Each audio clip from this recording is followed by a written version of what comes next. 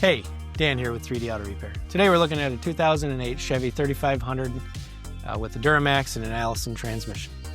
As these vehicles get a little bit older and they get a little higher mileage on them, it is important to maintain some general basic maintenance things like flushing the transmission fluid and changing the filter.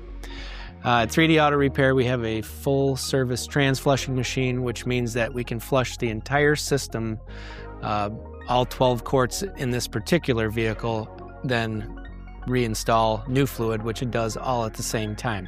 As you can see from the video, you can see the dirty fluid getting pumped out and the clean fluid getting pumped in. And that also allows us the opportunity to drop the transmission pan and change the filter at the same time. So if you have a vehicle that's got a little bit higher mileage on it and you're thinking that maybe it's time to change the transmission fluid, we do offer that service. It is a relatively easy, quick service. We can do it in one-day turnaround.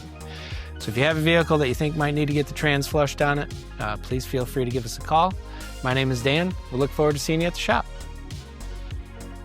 And please share this video so other people out there like you can get this information.